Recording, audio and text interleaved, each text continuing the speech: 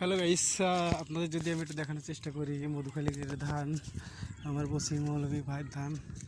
দেখুন, শিলাবৃষ্টি হওয়ার কারণে ধানের মাথায় একদমই কোনো ধান নাই, শুধু একদম নাড়া পড়ে আছে।